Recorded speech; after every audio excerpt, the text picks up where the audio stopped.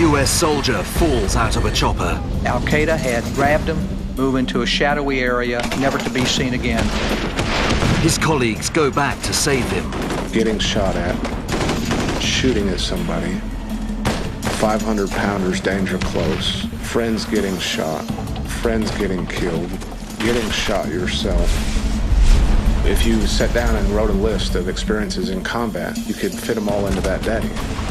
This is the inside story of the US Army's single bloodiest firefight in the Afghan War. –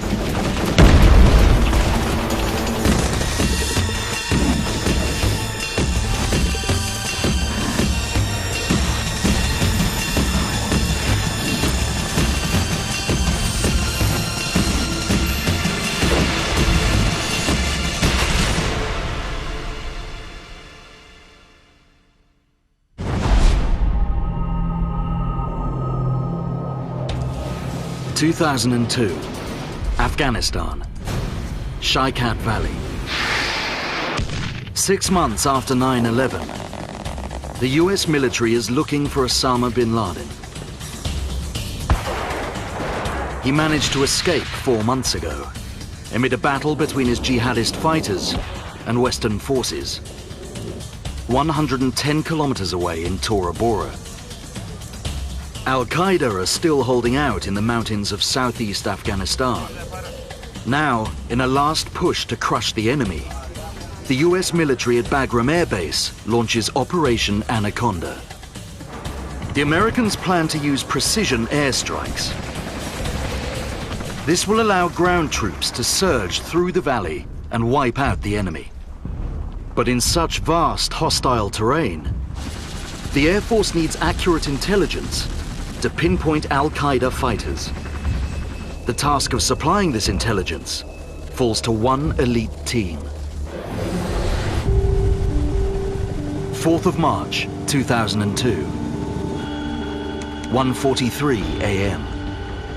7 Navy SEALs, America's elite sea, air and land special forces, are on a mission to establish an observation post on a 3,000-meter high ridge called Qaeda. From here, the SEALs will be able to spot Al-Qaeda fighters on the move and provide exact coordinates for airstrikes. In the back of the Chinook helicopter, Petty Officer Neil Roberts readies himself. A 12-year SEAL veteran, Roberts is one of the most experienced and reliable members of the team. The plan is for the helicopter to land them at a safe distance from the peak of Qaeda. In the snow, under cover of darkness, the SEALs will make a 4-hour hike up to the summit.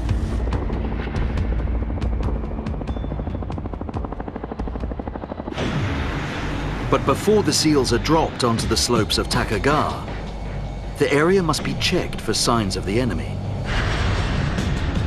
An AC-130 gunship sweeps the mountain.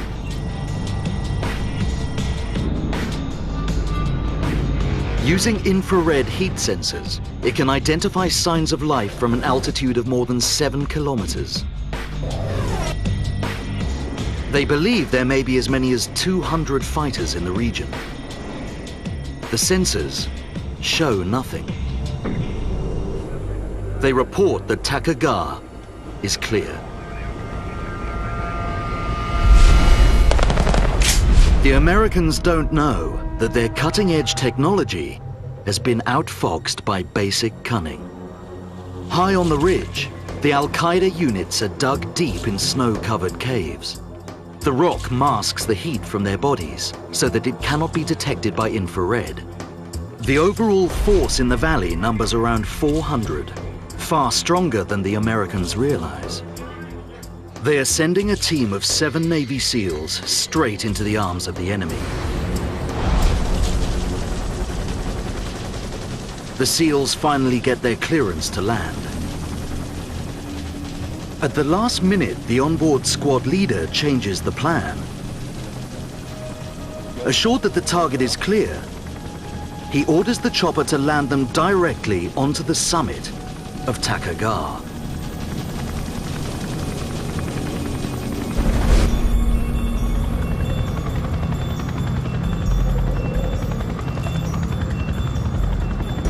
Al-Qaeda fighters hear the rotor blades of a large helicopter approaching. They are heavily armed with AK-47s and rocket-propelled grenade launchers. A single rocket can blast a chopper out of the sky from a range of 300 meters.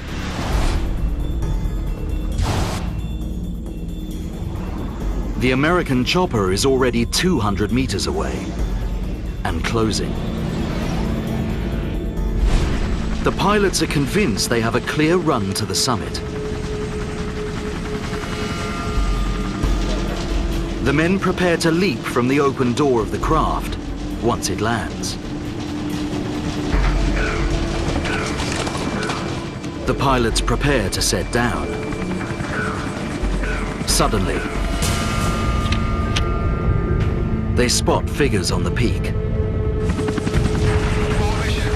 The pilots attempt to abort the landing.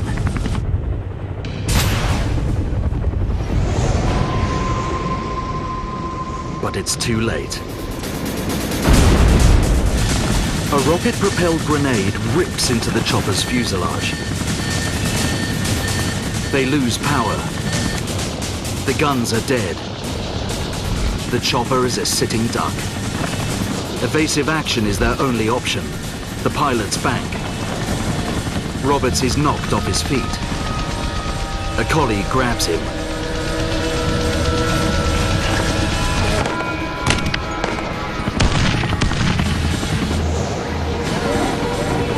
The Chinook tilts in the air.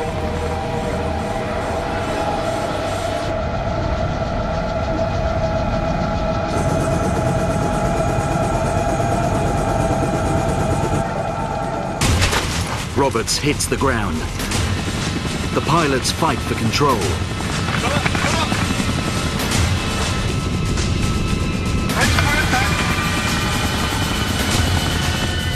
They manage to steer the stricken chopper away from the enemy.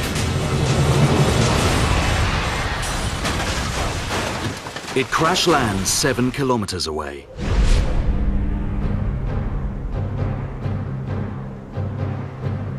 Roberts is stranded on the mountain, alone and with just a light machine gun.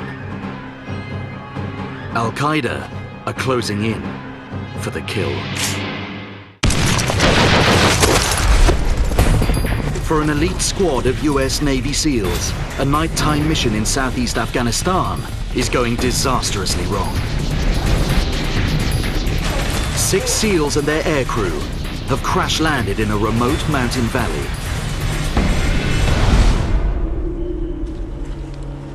When they take a head count, their worst fears are confirmed. Petty Officer Neil Roberts is missing. They must rescue him. But the SEALs soon realize that they are 7 kilometers from their original target. In these conditions, it will take them hours to hike back up the mountain. Roberts is alone on the ridge. At 3,000 meters altitude, in ice cold and in the dark, he is surrounded by enemy fighters.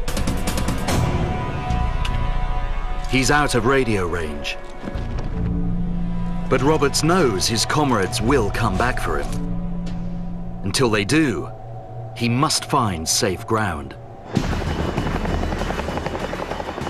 Roberts' colleagues have been picked up by another Chinook and are on their way back to Qaeda. Their only mission now is to save their comrade. Part of the warrior ethos is to never leave a fallen comrade. So there was never a question about us going back in to find him and to try to get him, alive or dead.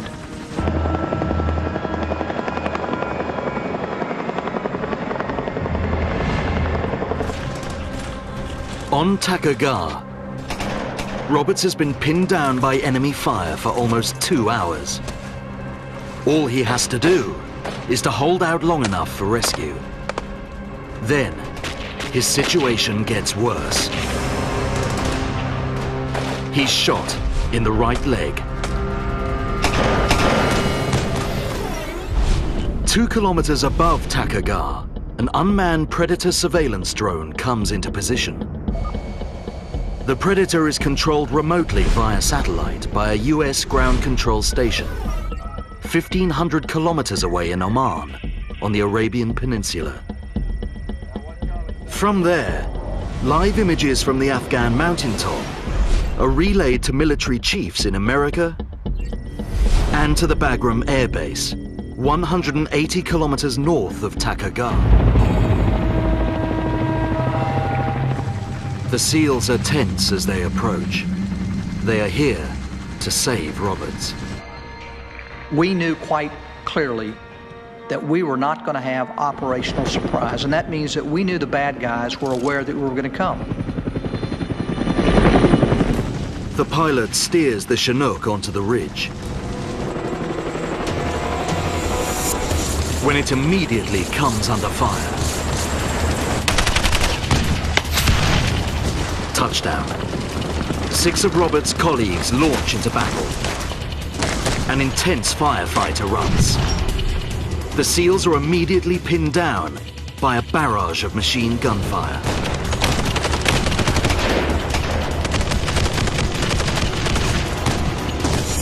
The battle rages on the ridge. Technical Sergeant John Chapman kills 2 Al-Qaeda fighters. Then, he's hit. He dies where he falls. Al-Qaeda hold the high ground and their gun of choice. The Russian-made 50 caliber Dushka machine gun holds 12.7mm heavy rounds. The gun's power and range is devastating. Each round is capable of penetrating inch-thick armor plate at 500 meters. The SEALs are packing M4 light assault rifles. Against the destructive power of the Dushka, they are simply no match.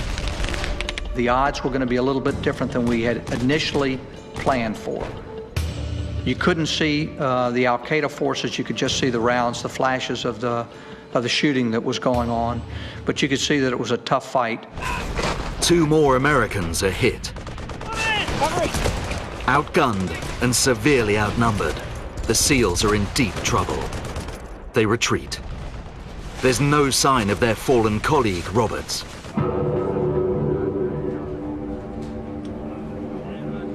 Roberts has been killed. General Hagenbeck witnessed his execution via the satellite surveillance images. It was gut-wrenching to see Al-Qaeda had grabbed him. We saw them move into a shadowy area, never to be seen again.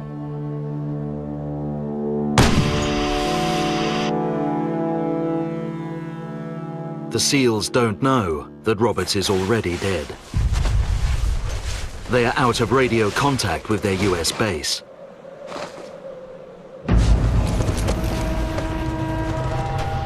Their helicopter has been damaged and returned to base. The SEALs are now fighting for their own survival. The rescuers need to be rescued. A US AC-130 gunship strafes the mountain ridge.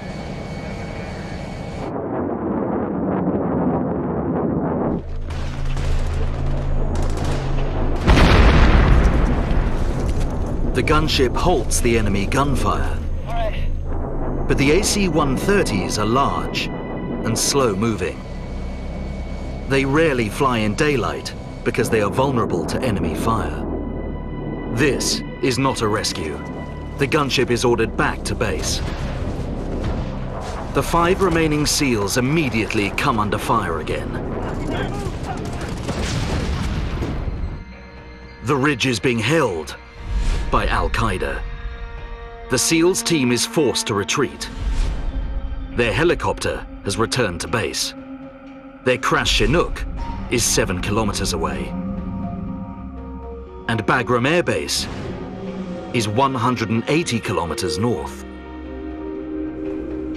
There is only one unit who can save them now: the Army Rangers. A quick reaction force are on 24-hour standby. They specialize in behind-the-lines evacuation and reinforcement missions. Ranger Oscar Escano is on constant battle readiness. It's very much like the 911 system. As a quick reaction force, you don't have the benefit of being able to plan things out. Pretty much just get called and you get told that something has gone horribly wrong. Captain Nate Self commands the platoon of Rangers. I was in the Joint Operations Center, just listening to the radios, and I was finishing up a mission plan. I recognized the call sign as being one of our aircraft that was down. Within 15 minutes, 2 Chinook helicopters are spinning up. We were scrambling as fast as we could to get a rescue operation underway. Captain Self leads 10 Rangers in the first helicopter, Razor 1. They are mobilizing so quickly, they will receive their orders on the way.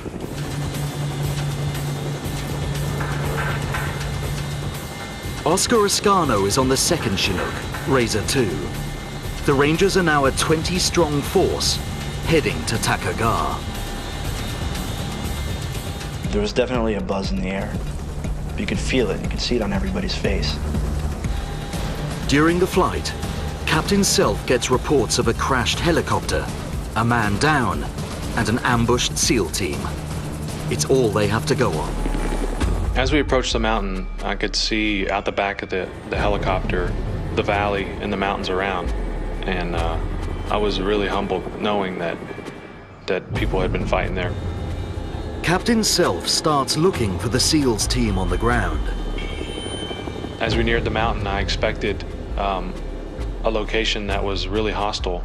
I didn't know if we were going to be shot at or not, but I told the guys to be prepared. Self knows their Chinook presents an easy target in daylight. What he doesn't know is they are heading for exactly the same ridge where 2 Chinooks have already been ambushed.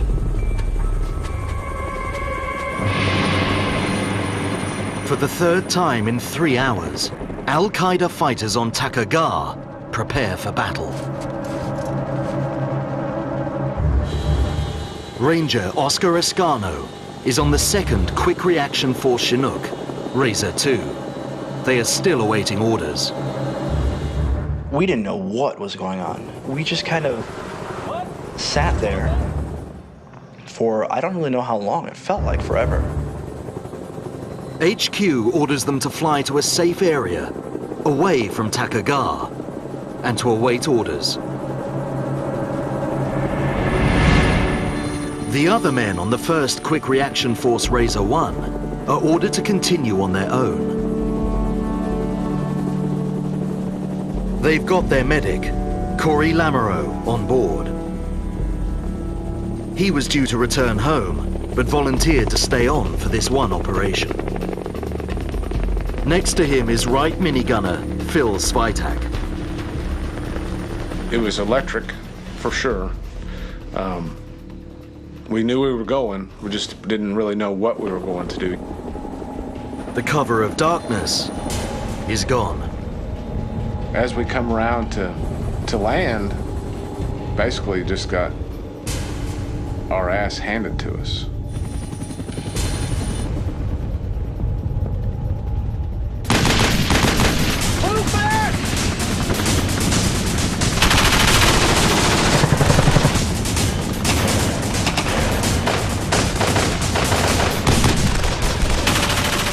A burst of machine gun fire rips through the chopper.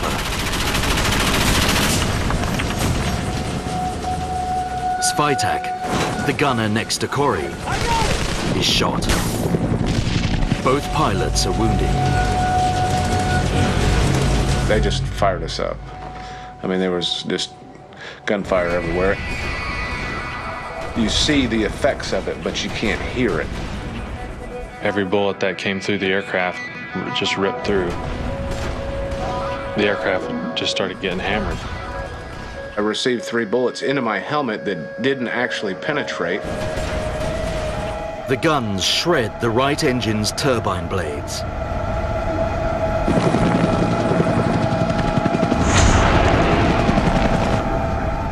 The 27-ton Chinook falters. I heard that engine whine, and I just broke into a cold sweat. Then, an RPG hits the Rangers' aircraft. The aircraft was just shoved in the air to the side and then just fell out from under us.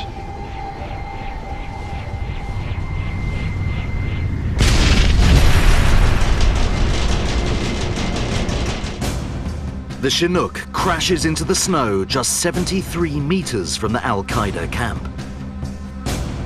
Lamoureux turns to his fallen colleague. I heard, people yelling and screaming that were hurt. Hang in there, buddy. But Spytak is already dead. He didn't have a carotid pulse when I went back, and so I had, went on to the next guy. Like the SEALs before them, the Rangers' rescue mission is turning into a fight for survival. Al-Qaeda continue to unload a barrage of fire. The Rangers are sitting ducks. Nate Self falls as he runs out of the helicopter.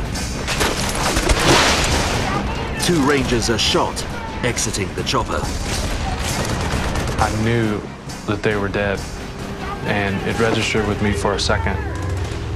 The enemy's gunfire really brought me back to the here and now. Self attempts to return fire, but his gun jams, and he is forced to take one from a dead comrade. We were in such a bad place. There was no cover. The only cover was provided by our own gunfire.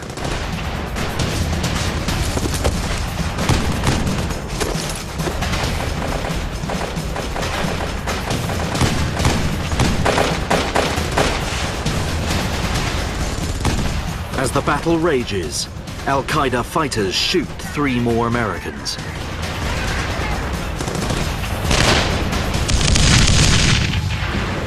More than 45 meters down the mountain, a separate battle is taking place.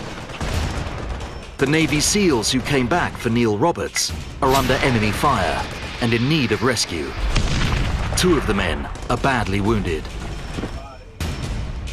At Bagram Air Base, General Hagenbeck watches live pictures from the battlefield. About everything that could go haywire occurred. And they were literally in the fight for their life from the moment the wheels touched down. On Takagar, medic Corey Lamoureux and his patients take cover in the downed Chinook. 4 men are dead, 3 are wounded. One of the pilot's hands has been almost severed. He was pumping blood probably 6 feet in the air, just like the movies. And he was holding his wrist and screaming. And I go to turn on the vital signs monitor, and the screen had 3 bullet holes in it. Ranger Captain Nate Self must take his men out of the open ground. An Al-Qaeda fighter fires another RPG at the men. When I saw the RPG coming at me, for a split second I was just waiting for the pain to set in. Self is hit, but the snow diminishes the shrapnel damage. That hurts, but I can deal with it. Captain Self makes it to the shelter of rock outcrops. The enemy are in fortified bunkers higher up the ridge, with commanding views. The gun battle was all one-sided. The enemy was just unloading a ton of ammunition on us.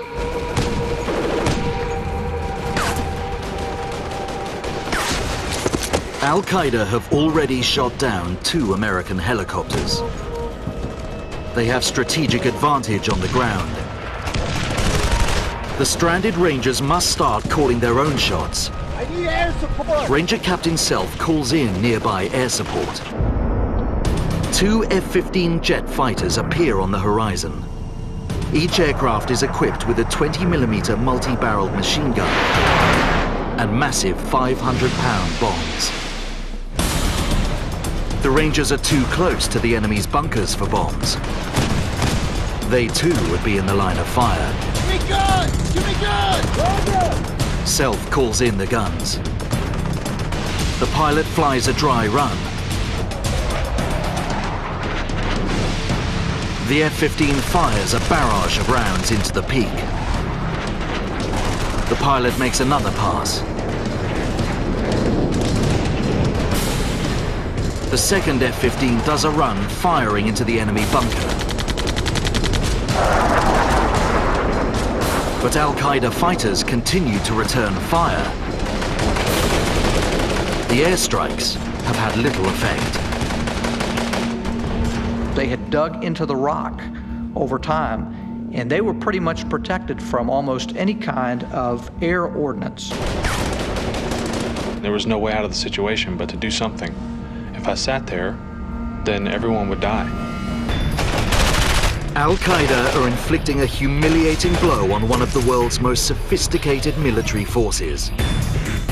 This is situation critical.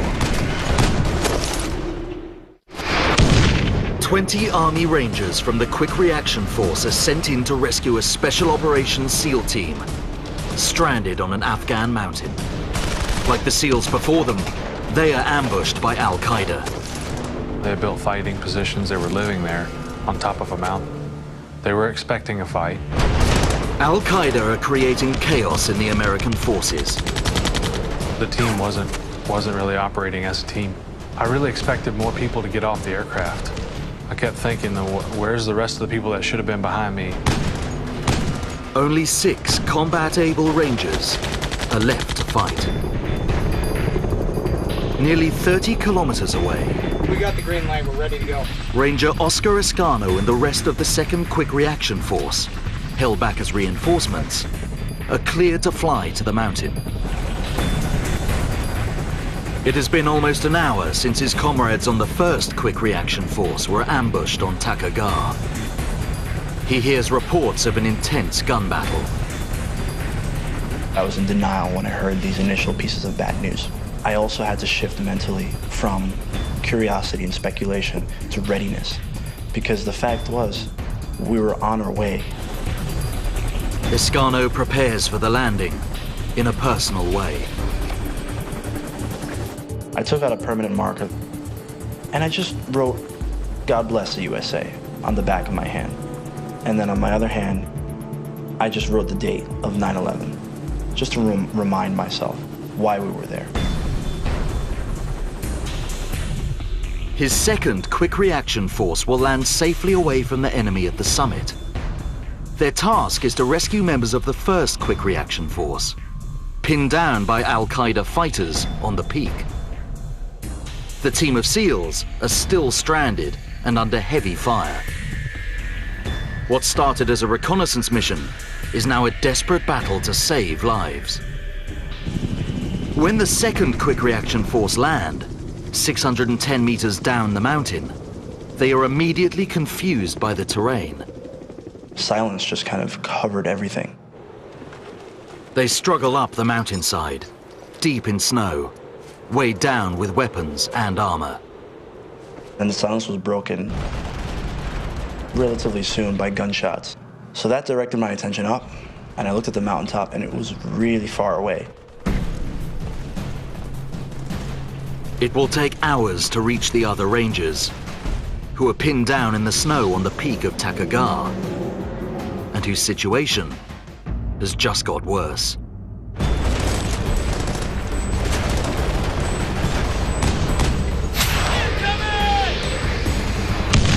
They're under heavy mortar fire. That shifted my gears mentally. We needed to do something quickly. Captain Self calls in air support again. This time, they will bomb the enemy. The first pilot flies a dry run. He is then cleared for a strike. Moving at 300 meters per second, the F-16 launches a 500-pound bomb. If it hits, it will wipe out the Al-Qaeda camp. It misses. On his next run, the pilot drops another between 2 Al-Qaeda positions. All the F-16's bombs have missed. Al-Qaeda continue to fight.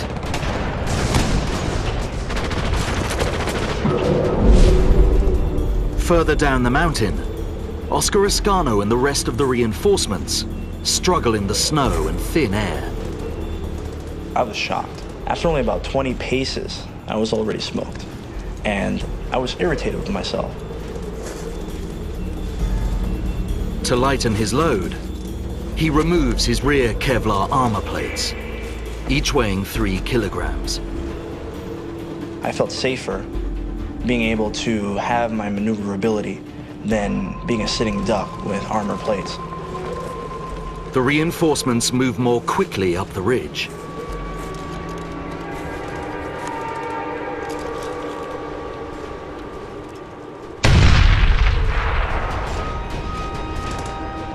They are suddenly blasted with enemy mortars. You can't really evade a mortar attack, especially not in the position that we were on. We were on a ridgeline that was so narrow. At some points, there were just sheer drop-offs on either side. Everyone all right? We're okay? Good. They are easy targets. I knew I didn't want to die, but I accepted that I might. If one of us gets hit, that could really mean the end of the mission and the end of all of us.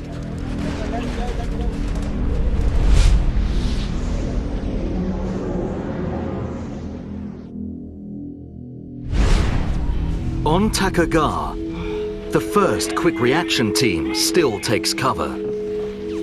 Corey Lamoureux and the other medic are still in the stricken Chinook, trying to keep the 3 surviving wounded stable. I made a very conscious decision, knowing that the aircraft was a very large target, opting to keep myself, Jason, and our 3 patients on the aircraft, thinking that, at the time that was our best chance of their survival. They are still dangerously exposed, and medical supplies are running low. Throughout the battle, the Rangers have been receiving radio communications from the Predator drone overhead. Captain Nate Self then makes an unprecedented move. He contacts the Predator's radio operator to check if it is armed. The unmanned aerial vehicle has only ever been used for surveillance. It has never fired weapons in battle before. The Predator drone carries 2 laser-guided Hellfire 100-pound missiles, each one capable of picking out a single moving target on the ground.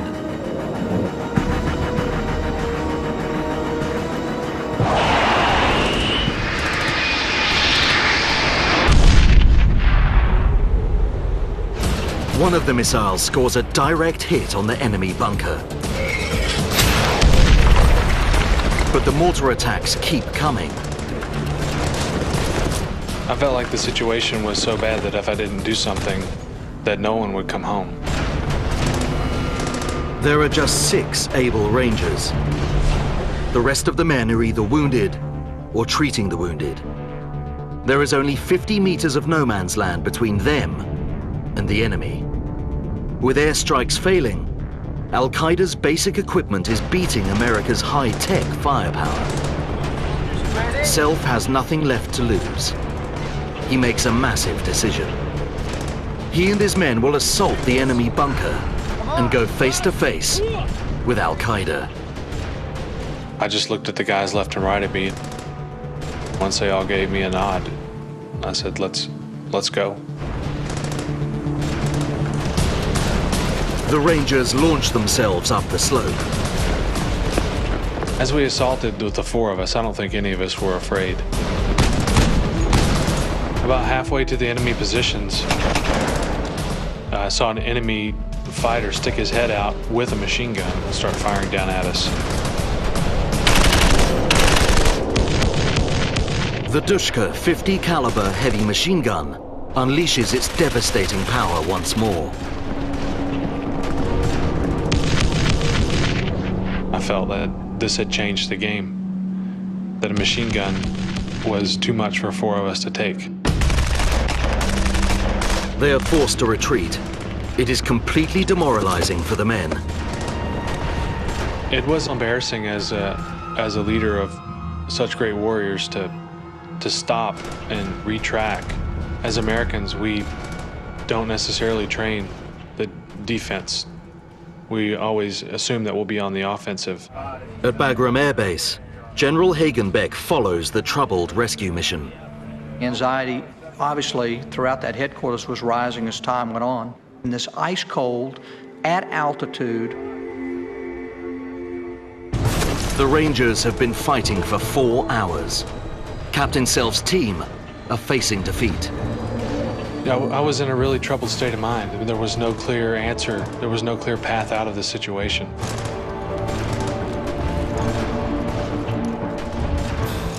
The second team of Rangers have been scaling the mountain for 2.5 hours and are exhausted.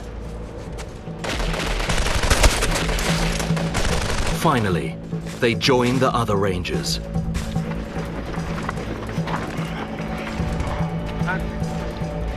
Oscar Escano is briefed on the enemy positions. The odds were really stacked against us. We are our own reinforcements. If we encounter more resistance than we expected, we just have to fight harder. We're taking heavy fire. Oscar gives his team only a minute to get their breath back, because Self's team is under threat. What started as a rescue mission has turned into a life-or-death battle for control of the ridge.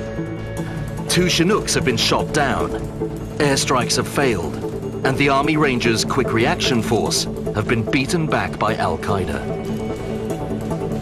Captain Self knows that their only hope of survival is to take the bunker, but they have already failed once. We put together a very simple plan. The plan was, we shoot and you move. Just before we set out on the assault, the enemy was quiet. We didn't see the enemy. We had no idea what the enemy was doing. Everyone that could stand up just stood up and began to shoot. A 14-man Ranger force assaults the camp. The assault began with just a massive amount of firepower.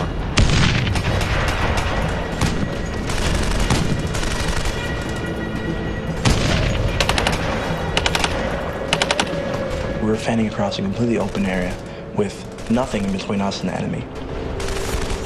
Not even a rock or a fallen tree stump. There was nothing.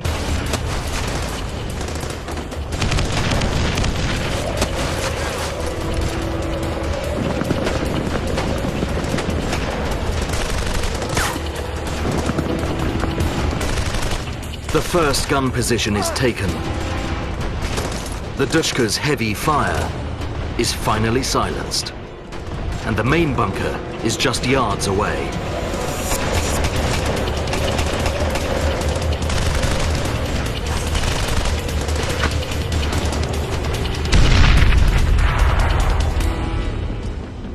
There were dead bodies everywhere.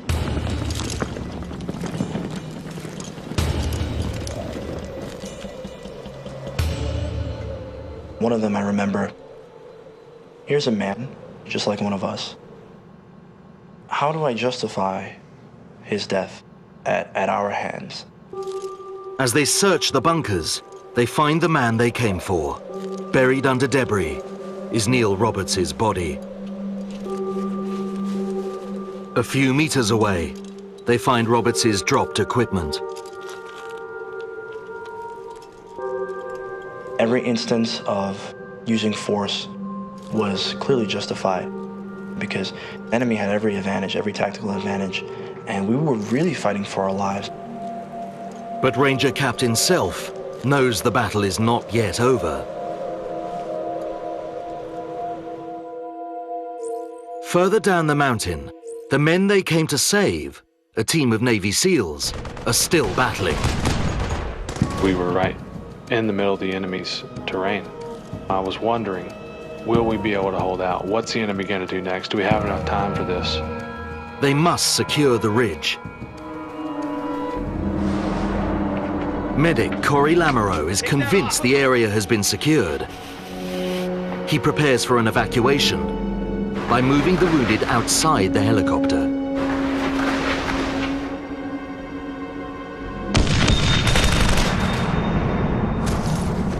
few bullets landed right in front of me and kicked up snow on top of me. It is a... I can remember thinking to myself, oh, this is really gonna suck. Before he can react, he takes several bullets to his body. I had never been shot before. The pain was intense. I rolled over into the fetal position. You know, all these thoughts are going through my head, you know. Whether I was actually paralyzed, I'm not sure. His fellow medic, Jason Cunningham, is also hit. He is slipping away. He's losing blood, and we need to get to him quickly. Once again, the Rangers are in desperate trouble. The Americans have stirred up a hornet's nest. US observation points in the valley see more groups of Al-Qaeda fighters moving around the mountain. Al-Qaeda are outmaneuvering the Americans. The enemy's tactics were impressive. By that point in the mission, we had been essentially ambushed twice. Just when the Rangers think the hard-won battle is over, Al-Qaeda launch a devastating counterattack. The critical situation I need it now! just got worse. An American Chinook is shot down on a remote mountain ridge in Afghanistan. The enemy camp is taken, but Al-Qaeda launch a devastating counterattack. Medic Corey Lamoureux knows his chances of survival are slim. It's a flip of the coin. You either have significant internal bleeding or you don't. My first thought was that this is really gonna suck for my kids because I knew I was gonna die. Ranger Captain Nate Self calls in air support again. This time, the well-aimed bombs nullify the counterattack from the valley.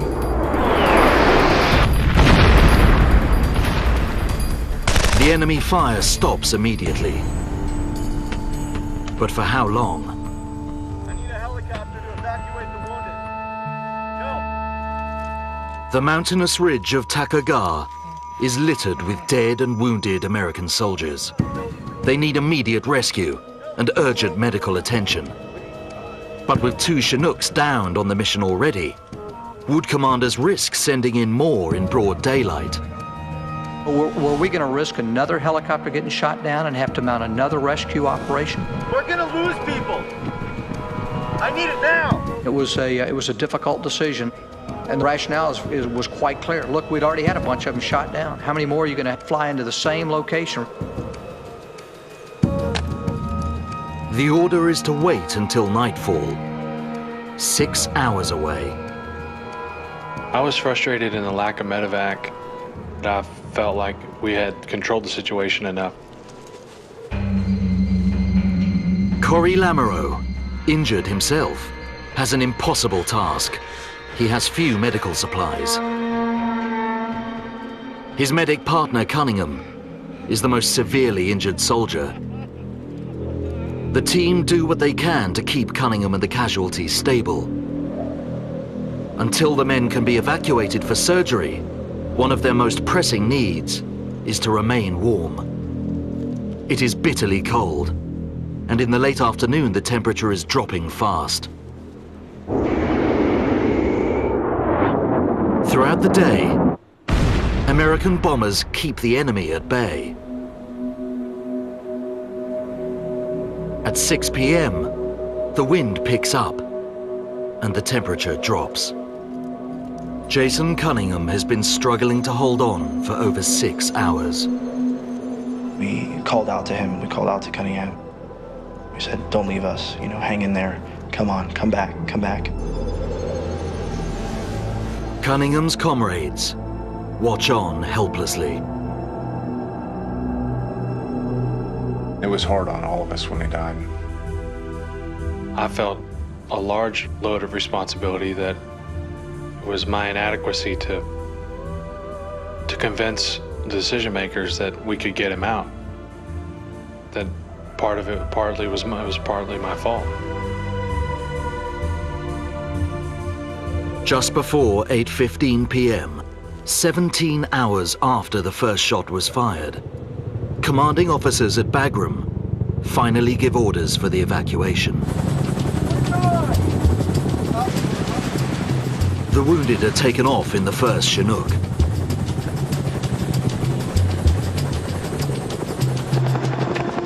A second takes Captain Self and the dead, including SEAL Neil Roberts. Captain Self reflects on the mistakes of the mission. Why weren't the enemy picked up by the original surveillance? To rely on technology when you think it's going to provide advantage and it doesn't is actually a disadvantage. What won the fight for us that day was our ability to move and shoot better than them.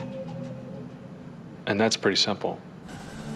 Named after the Navy SEAL who fell out of the chopper, the 17-hour ordeal becomes known as the Battle of Roberts Ridge. Days later, the Americans went back and secured the mountain. Roberts Ridge turned out to be a success, although we had 8 individuals killed before it was all said and done. It was an extraordinary feat of heroism on the part of these rescuers to do what they did. It's the single bloodiest engagement for US forces in the Afghan war. Everything in a 14-hour span, you know, getting shot at, shooting at somebody, you know, 500-pounders danger close, mortars landing in your position, friends getting shot, friends getting killed, getting shot yourself. I mean, if you sat down and wrote a list of experiences in combat, I think you could fit them all into that day. To be successful, you had to meet an objective. And so if the objective was to insert on the mountain and use the mountain for a tactical gain throughout the rest of the fight, then no, it wasn't. If success was getting as many people home as we could, given the hand that we were dealt, then it was successful.